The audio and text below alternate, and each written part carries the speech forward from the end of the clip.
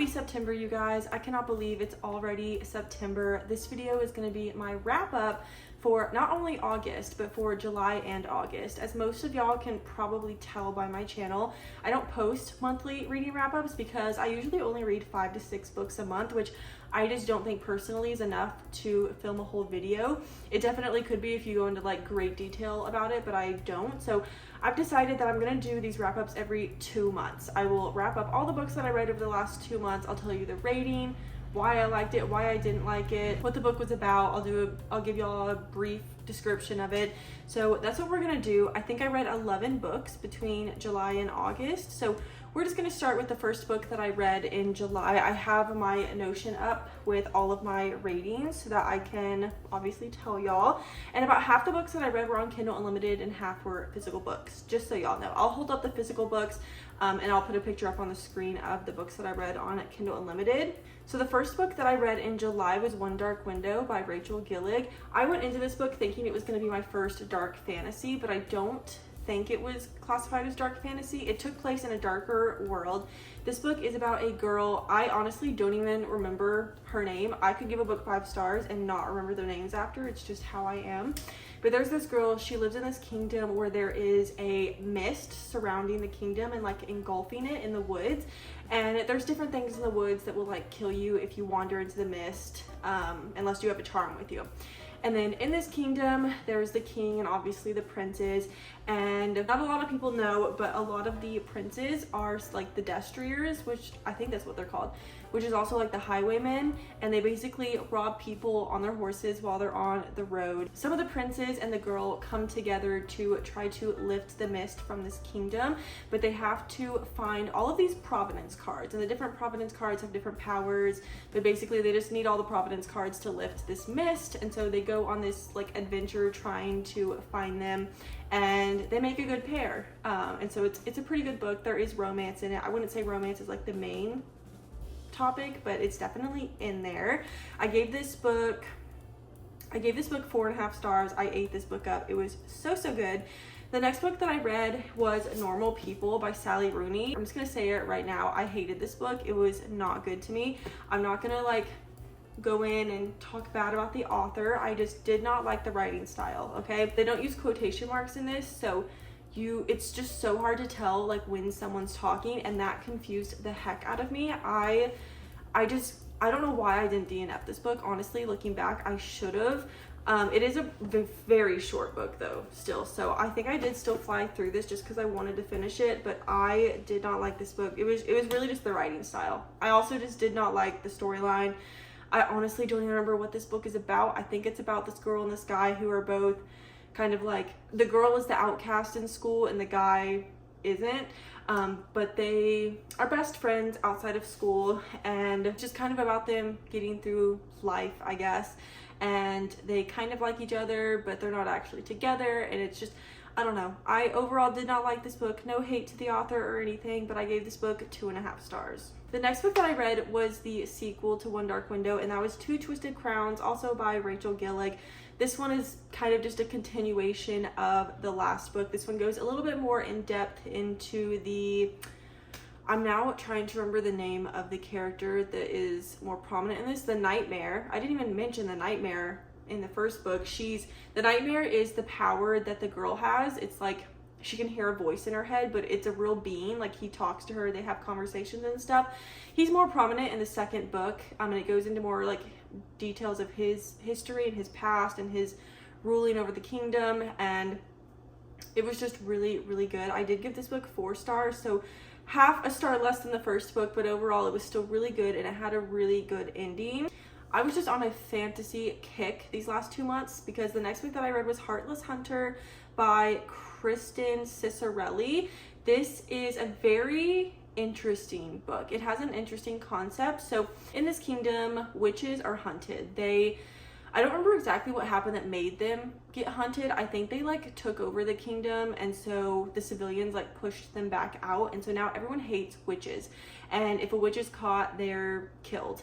And so the main girl in this, no one knows that she's actually a witch. She goes out and she saves all of these witches that are being captured. Like, she'll sneak into the jails and get them out before they're killed, because like I said, she's a witch and her grandma was a witch, and she is just saving everyone. She does end up kind of falling in love with one of the soldiers who is actually trying to kill her, but he doesn't know that the Crimson Moth, is that what it's called? I cannot remember what she's called in this book. Is it the Crimson Moth? Or I don't know. I'll put it on the screen if I remember. Like I said, information goes out my head after I read the book unless I just absolutely love it. He's hunting her, but he doesn't know that it's her, and so she's still trying to save these witches even from him, but they're also trying to like have a relationship at the same time, and it's just really confusing. I did like this book, but I only gave it 3.75 stars. It was weird. I remember liking the book, but it took me so long to read, which I know when it takes me that long to read a book, I didn't actually love it, because if I did, I would have read it really quickly. So I don't know what was like completely off about this book. It was really good though. And I believe the sequel does come out next year, so I'm excited to get my hands on that.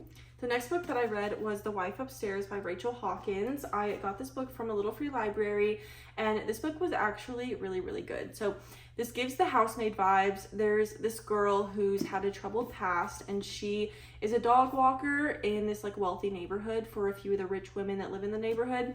And while she's on a walk one day, she comes across this house that just looks different from all the other houses, and she finds out, or she meets the guy that lives there and finds out that his wife passed away or went missing like 6 months back, and they end up hitting it off. She moves in with him, and strange things start happening. So it definitely is giving the housemaid vibes, and if you read this book, you'll see how very similar it is. But it was really good. It did have a good plot twist, which I kind of saw coming, kind of didn't.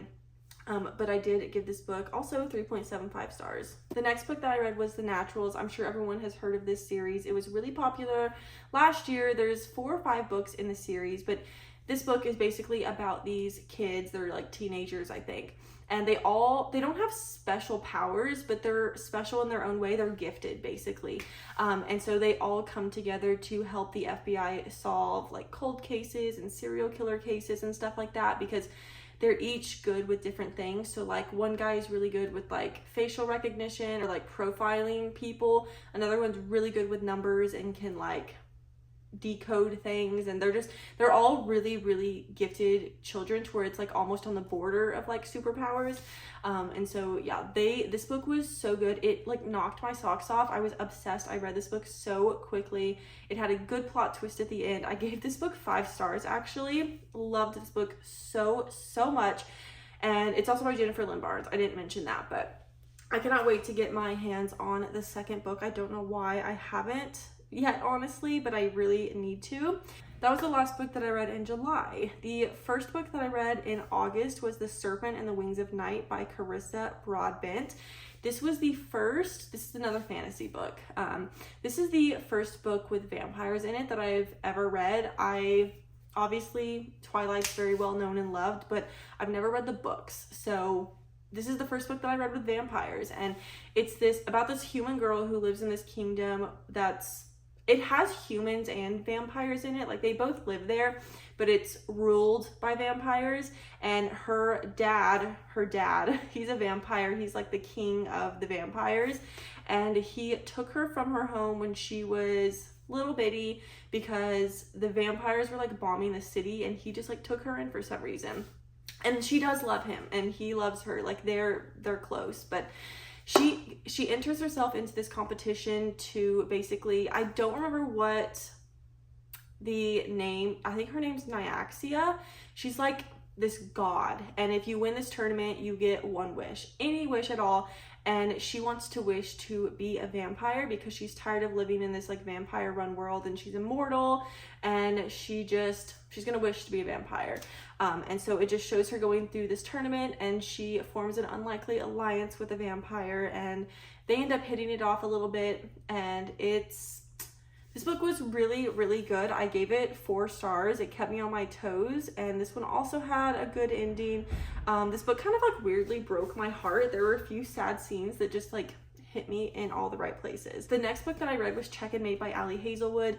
Guys, this book was so good. This is the first book I had ever read by Ali Hazelwood. She has a lot of popular books out, but this is the first one that I read. I don't know if y'all can tell, but I accidentally, when I pulled the sticker off, I hate stickers, it pulled off some of the like purple hearts. So I'm gonna have to find a way to fix that. But this book is about this girl. She plays chess, not professionally, but she grew up loving chess, and she played it professionally a little as a kid, but she stopped playing that after her dad left the family, and I think he died. She gets pulled back into the chess world and ends up meeting this guy. He's like the top chess player in the world, and they again form an unlikely alliance, and they don't really play against each other, but they work together and try to get better together. And it shows their relationship and what like chess means to them. And just, you would think that if you don't know anything about chess, you wouldn't like this book, because I don't know squat about chess, but this book was so good. I ate it up. It was so good, guys. I did give this book 4 stars, which honestly I feel like it could be a 4.5, but I absolutely loved this book, and I cannot wait to read more of Ali Hazelwood. Then we get into the Shatter Me series. So I started off by reading, that's not the right book, Shatter Me. This is about a girl, her name is Juliet, and she is lethal to touch. Her skin, if you touch her, you'll either be in really bad shape or you're gonna die. And they live in this world that this is dystopian. I thought it was fantasy when I went into it, which I guess you could say it borderlines fantasy, because they do have like supernatural powers, but it's more dystopian. If you read it, you'll understand. It was a normal world up until the reestablishment. This giant like government party took over, and they said that they were gonna try to make the world better, but they took away basically everyone's rights and everyone's like TVs and their houses and everything. And it's basically a dictatorship now. Oh my gosh, my camera stopped recording because I did not have enough storage space, and I didn't realize until after I finished filming the whole video. So I think it left off kind of in the middle of talking about Shatter Me.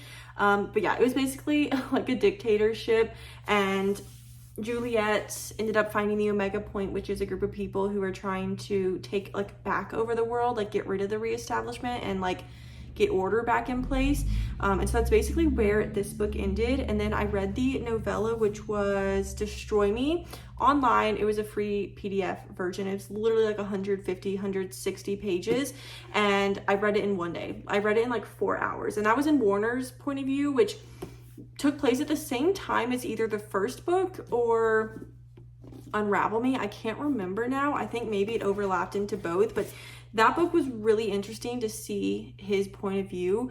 I gave Shatter Me and Destroy Me both 3.75 stars. I then immediately started Unravel Me, which is the second real book, but I guess technically the third if you count the novella. But this one picks up where the last one left off, and this whole book basically takes place underground in the Omega Point, and it's just like how the Omega Point works and everyone who has powers. You see a lot more of Warner in this too. He actually goes underground to the Omega Point, and you see him and Juliet interact more, and you see maybe which direction Warner is turning, just more inside his head too and stuff. And yeah, this one was also really interesting, but this one took me a really long time to read. I don't know why. It is a thicker book. Like, it was like almost 500 pages. I also gave this book 3.75 stars. I've given all of them the same rating so far. They're not amazing, but they're not bad. I'd still recommend them to people. They are just very YA, which doesn't really, fantasy YA doesn't really like upset me. Like, I don't know. There is romance in this, but it's nothing, there's no spice really. That was all of the books that I read in July and August. I think it was 11 books, but I feel like I had a really good 2 reading months. I would say my average rating was probably 4 stars. I had a lot of 4 stars, a lot of 3.75s. I had a 5-star. I had a lot. Oh my God, I had 5 3.75 star books. That's crazy. So yeah, it was a really good 2 months. I read a lot of fantasy books, and I enjoyed all of them. So yeah, let me know down below if you've read any of the books that I read. Let me know if you liked it, if you didn't like it. Everyone has different opinions, so just be nice about that. But I hope you guys enjoyed this video. Make sure to like and subscribe if you have not already. Be my best friend. And yeah, I will see all of y'all in the next video.